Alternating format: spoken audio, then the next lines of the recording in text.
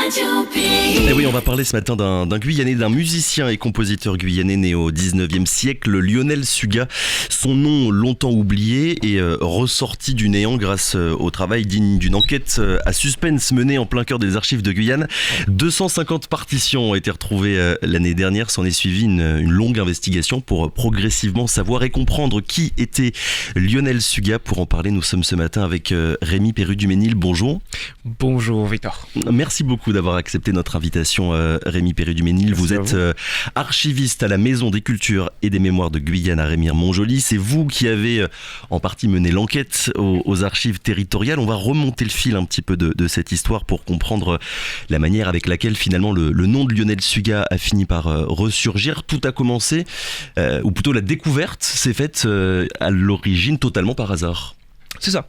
Alors totalement par hasard. Donc moi je suis arrivé aux archives territoriales de Guyane l'année dernière en septembre. Et c'était mon premier poste et il fallait que je me fasse un peu la main sur les archives. Et donc le premier fonds qu'on m'a donné à classer, c'était le fonds Maximilien Sabat. Donc Maximilien Sabat, qui est un compositeur guyanais du 19e. Bien connu pour le coup. Bien connu, hein, voilà, lui très connu. Qui a même eu du succès en France et puis un jour vraiment par hasard je tombe sur non pas une partition mais une couverture de partition et donc ça m'intrigue. Je me dis c'est marrant parce que c'est pas Sabat, c'est pas les autres non plus musiciens qu'on connaît bien, Samuel Lubin qu'on retrouve assez souvent, c'est Lionel Suga. Je me dis dommage, on n'a pas la musique. Puis j'en retrouve une deuxième. En fait, j'en retrouve plein. Et à un moment, je trouve une partition en très bel état. Et donc, je suis assez satisfait. Et donc, je continue, je déroule le fil. Et je me retrouve avec environ 250 partitions. Et ça fait beaucoup. Parce qu'en fait, ce sont 250 morceaux. Mais c'est un peu plus de partitions que ça. D'accord. Il y a des doublons, il y a du brouillon, il y a des chansons, il y a des choses écrites à la main, il y a du crayon à papier. C'est très riche, quoi. Et sauf que quand je me renseigne, je demande à mon chef, je demande à les spécialistes de la musique locale, personne ne connaît Lionel Suga. Et donc le conservatoire ne connaît pas, on organise une grande réunion, les musiciens viennent. Et alors vraiment, il y a un truc, on se dit mais on n'a jamais entendu parler de ce monsieur. Et pourtant on a quand même 250 partitions, et en plus elles se trouvent dans le fond d'un musicien guyanais qui est quand même bien connu. Donc. Et justement, ces partitions, elles ressemblent à quoi ? Elles sont dans quel état déjà quand vous les découvrez ? Alors globalement, très bon état. Très bon état, rien à dire. Ce qui est rare ou c'est assez classique finalement de retrouver des partitions qui sont aussi anciennes et qui sont dans un état suffisamment correct ? C'est plutôt rare. Oui. C'est plutôt rare. Alors pas vous dire que ça n'arrive jamais, mais quand même c'est plutôt rare parce que là il y en a beaucoup et elles sont vraiment en très bon état. Et surtout, comme elles sont déjà à la base de très très bonne qualité, on avait même l'impression que c'était des lithographies, donc elles étaient imprimées. Or elles sont toutes manuscrites. Et donc, je veux dire, même les musiciens se sont fait avoir la première fois quand ils les ont regardées. Et c'est Lionel Suga qui les a écrites ? C'est ça, tout à la main. Ce qui est très surprenant, donc là on sent quand même le goût du détail, on sent qu'il était vraiment habité et passionné par son art, et qui n'était pas que musical. Et donc elles sont globalement en très bon état, mais il y a aussi quelques partitions qui sont incomplètes, qui sont en moins bon état, qui ont été recopiées sur du papier de moins bonne qualité, mais quand même on s'y retrouve, quoi. On peut tout lire. Et vous comprenez tout de suite que vous avez entre les mains quelque chose de singulier, ou bien vous ne le réalisez pas immédiatement ? Ah non, au début pas du tout. Ouais. Au début je me dis moi je viens très humblement, je ne connais pas tous les compositeurs, il y a peut-être des compositeurs guyanais dont je n'ai jamais entendu parler, mais qui en réalité sont très connus parmi les spécialistes et les connaisseurs. Et donc, surtout qu'en plus, je sais que d'autres personnes avant moi sont quand même déjà passées par le fond Sabat, donc je me dis, on l'aurait dit, quoi. Mais en fait, non. Au fur et à mesure, on se rend compte que non, quoi. On se rend compte que c'était une personnalité qui était quand même déjà connue en son temps, mais au moment où je tombe dessus, je ne sais pas que c'est quelqu'un qui était connu, mais qu'on a complètement oublié. Et donc, vous demandez à votre entourage, on va dire, de savoir s'ils ont des informations sur lui. Personne ne connaît. Et finalement, comment est-ce que vous avez réussi à remonter le fil pour savoir de qui il s'agissait ? Alors, très intéressant. Alors, parce que c'est vrai qu'au départ, on se sent un peu démuni, parce que quand on tape Lionel Suga à ce moment-là dans Google, il n'y a rien qui sort. Et donc, où commencer ? Un peu compliqué. Mais en fait, on a 250 partitions au minimum. Ça fait quand même beaucoup d'informations, parce que déjà, la première information à partir de laquelle on est parti, c'est quand même qu'il dit quel est son métier. Mhm. Il dit qu'il est fonctionnaire, donc alors commis de première classe de l'administration pénitentiaire. Donc à partir de là, on se doute qu'il a un dossier de carrière, donc on a accès à son dossier de carrière, et là, boum, on a accès à tout, quoi. On a ses dates de naissance, et puis surtout, on découvre que, bon... C'était un fonctionnaire un petit peu particulier. Un petit peu particulier, ouais. Est-ce que vous pourriez Voilà. nous raconter un petit peu sa vie, son œuvre musicale, mais surtout sa vie privée? Son œuvre humaine. Ouais, son œuvre humaine. Alors Lionel Suga est un fonctionnaire très particulier qui, parce qu'il ment beaucoup, parce qu'il doit beaucoup d'argent, parce qu'il se bat physiquement, hein, voilà, il se lance dans des rixes, parce qu'en gros toute la sphère privée de Suga se mêle à la sphère professionnelle, et bon, ça plaît pas beaucoup à son chef de bureau, il partage ses maîtresses avec son chef de bureau, ce qui ne lui plaît pas non plus, et donc forcément c'est quelqu'un qui dysfonctionne quand même. Et tout ça, vous l'apprenez grâce aux documents de l'administration pénitentiaire? On le découvre, oui c'est ça, grâce D'accord. à un dossier de carrière qu'on a obtenu grâce aux archives nationales d'outre-mer à Aix-en-Provence. Et après, sur son parcours musical, qu'est-ce qu'on sait? Comment est-ce qu'il a appris la musique? Quelles étaient ses influences, ses fréquentations? Alors ça c'est à la fois ma question préférée et celle que je déteste le plus parce qu'on n'a pas Parce que peu de choses à raconter. Ouais. C'est ça, on n'a pas. Alors on n'a pas de réponse franche parce que on n'a aucun document qui nous dit voilà où il a appris la musique. Maintenant notre supposition c'est qu'il l'a probablement appris avec comme Saba, donc c'est-à-dire avec les frères de Plohermel, donc congrégation masculine installée en Guyane au 19e siècle, qui sont partis au début du 20e en 1910. Mais ça c'est une supposition, il n'y a pas de certitude absolue. Ouais. Pas de certitude, donc, mais c'était les seules personnes en Guyane qui au 19e enseignaient la musique, le D'accord. solfège, et qui avaient vraiment un lien très fort. Et beaucoup de Guyanais du 19e d'ailleurs en parlent. Hein. Vous allez même pas retrouver de photos, on sait pas à quoi il ressemblait, on sait pas à quoi ressemblait son visage. Non, ça c'est la deuxième question que je n'aime pas trop. C'est la dernière. Je vous embête. Non, on n'a pas de photos, on est encore en train de chercher. On a quelques pistes, mais c'est vrai que ça va être un petit peu compliqué, mais il nous la faut cette photo. Est-ce que, comment dire, d'une manière ou d'une autre, tôt ou tard, vous auriez, vous ou quelqu'un d'autre d'ailleurs, vous auriez fini par mettre la main sur ces partitions et découvrir Lionel Suga, ou bien la possibilité qu'il reste oublié à jamais et que ses archives finissent par totalement disparaître, ça aurait pu se produire?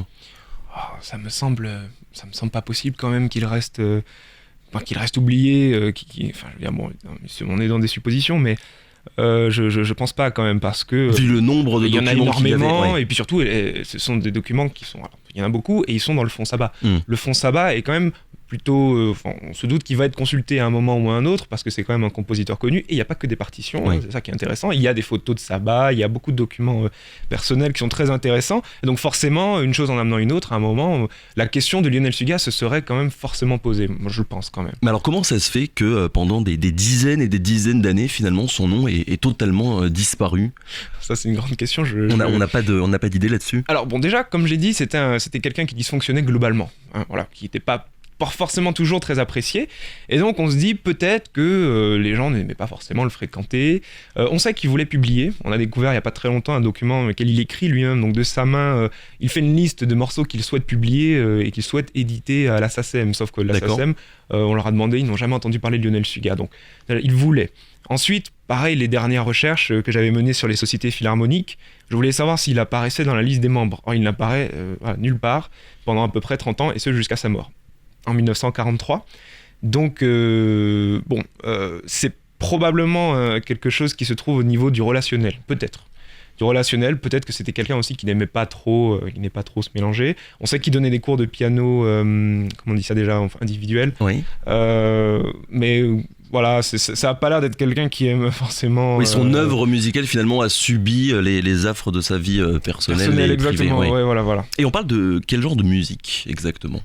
Alors, ce sont les appellations du 19e, donc polka, Oui. Aujourd'hui on dirait begin, donc c'est l'ancienne version de la begin, des mazurkas. Alors pareil, mazurka, attention, c'est aussi l'appellation du 19e, donc c'est plutôt la mazurka classique, on est plutôt proche de la musique pianistique de Chopin quand on dit mazurka que la mazurka telle qu'on la connaît.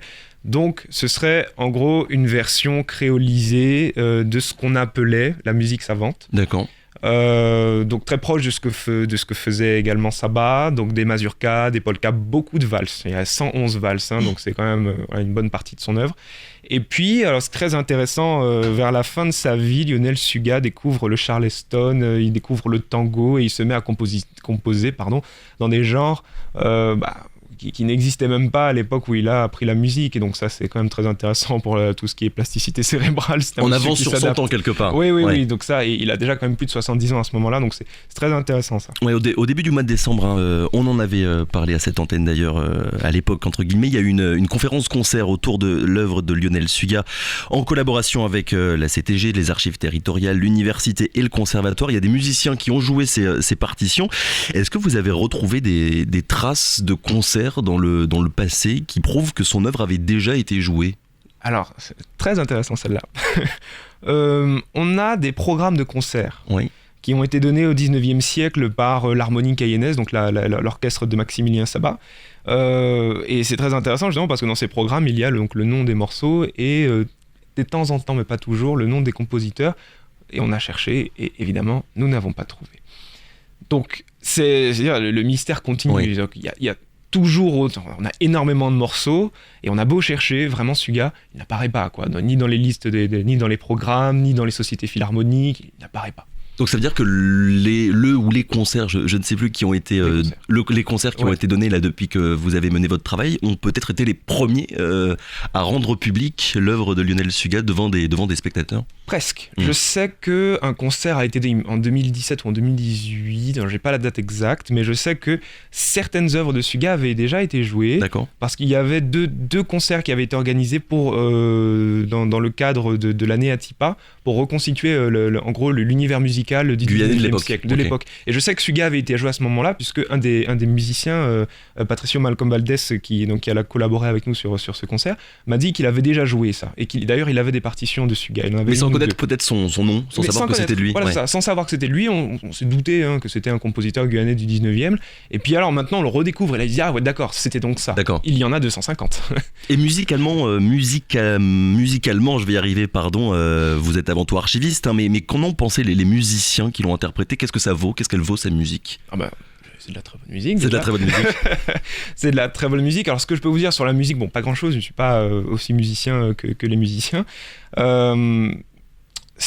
Il y a eu beaucoup d'arrangements, parce que ce qui est intéressant avec Suga, c'est qu'il propose une musique qui est très adaptable.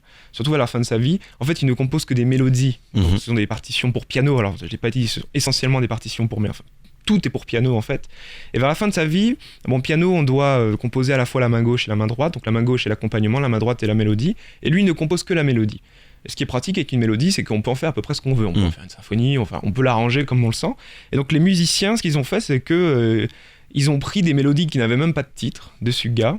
Et ils ont rajouté des instruments, donc on a il y a tout un arrangement. Voilà, tout un arrangement. Ils ont rajouté du marimba, ils ont rajouté, alors excusez-moi pour les noms, xylophone, il me semble, et plus évidemment le piano qui était toujours là, de la basse et des percussions. Et votre travail à vous sur le dossier Suga, il est terminé, ou bien vous avez encore de l'archivage à faire et d'autres éléments, d'autres zones d'ombre à lever progressivement sur lui, mais aussi sur son œuvre? Alors, techniquement, mon travail d'archivage est terminé. Mais en fait, je reviens régulièrement dessus. Vous avez développé une passion Suga. Oui, voilà, c'est ça. C'est que je cogite. J'en parle peut-être pas en permanence parce que j'ai quand même d'autres dossiers, mais j'y pense quand même au moins une fois par jour et je reviens dessus. Je regarde de nouveau les partitions, je cherche. Donc en plus, on découvre plein de choses. On sait qu'il a été franc-maçon, on sait qu'il aimait bien le beau et le papier de bonne qualité pour recopier sa musique. Donc on a découvert un peu son fournisseur. Donc régulièrement, je reviens dessus et je vais pas dire que je reclasse, si, je reclasse en fait les partitions Suga, parce que maintenant j'y vois un peu plus de sens, et donc je pense que c'est mieux comme ça. Voilà. Est-ce que d'ailleurs, et ce sera ma dernière question, est-ce que vous pensez qu'il y a d'autres œuvres musicales de la sorte, pas que musicales d'ailleurs, littéraires ou autres, qui sommeillent quelque part dans les archives ou dans un carton en Guyane et qui attendent d'être redécouvertes? Alors très probablement, parce que on sait qu'on n'a pas encore ouvert tous les cartons qui se trouvent aux archives, et on en ouvre de nouveau tous les jours et on a encore énormément de choses à découvrir, donc c'est pas impossible. Alors c'est rare de découvrir quand même un compositeur qui était connu mais qui ne l'est plus et qui nous a laissé 250 partitions très bonnes. Une œuvre aussi importante. c'est quand même un peu le miracle archivistique ça, mais pourquoi pas? Pourquoi pas trouver quelque chose, évidemment comme vous avez dit, différent peut-être de la littérature, on ne sait pas, mais c'est fort probable, ouais. Et d'ailleurs, un petit appel aux auditeurs qui pourraient peut-être donner leur fonds privé aux archives pour qu'un jour peut-être vous puissiez vous en servir. Absolument, alors n'hésitez pas, parce que c'est comme ça qu'on fait ces grandes découvertes, ces découvertes intéressantes tout du moins, et c'est comme ça qu'après on peut restituer un petit peu des pans de l'histoire guyanaise au public. Donc si jamais vous avez des documents qui traînent dans votre grenier, des choses qui appartenaient à vos grands-parents, alors vous avez un grand-parent, n'hésitez surtout pas à rentrer en contact avec la MCMG, alors tapez tout simplement archives territoriales de Guyane sur internet, vous allez trouver, il n'y a aucun souci. Et nous, on sera ravis de conserver vos documents. On termine en musique. Kylian, il y a Florian Royer qui nous a apporté une chanson justement de Lionel Suga. On va l'écouter, ça s'appelle Gad Elessé, un Charleston qui a été interprété lors de la dernière conférence-concert début décembre. C'était à la Maison des Cultures et des Mémoires.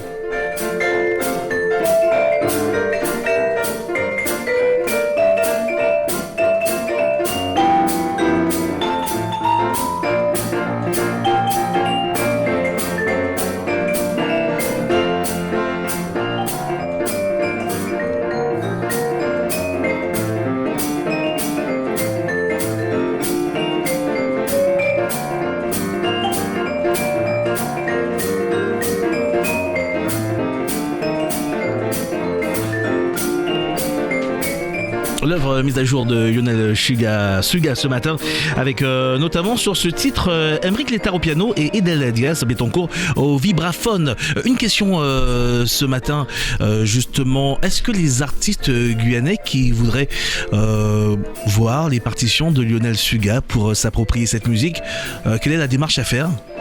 Alors tout simplement se rendre à la Maison des Mémoires et des Cultures guyanaises et faire une demande pour le fonds Sabah. Bah voilà. C'est gratuit et c'est tout à fait accessible. Sur demande par contre. Sur demande. Oui. Bon bah c'est pas la chose la plus compliquée à faire. Non, normalement ça devrait être assez simple. Ça devrait être assez simple, ça permettra de cette fois-ci rendre éternelle l'œuvre de Lionel Suga. Merci beaucoup Rémi Perudji-Ménil d'avoir été avec nous ce matin. On le rappelle, donc archiviste à la Maison des Cultures et des Mémoires de Guyane. L'appel a été lancé. Chers auditeurs, si vous avez des choses précieuses à confier aux archives territoriales, n'hésitez pas à entrer en contact avec eux. Merci encore, bonne journée. Merci à vous, bonne journée. Radio Pays.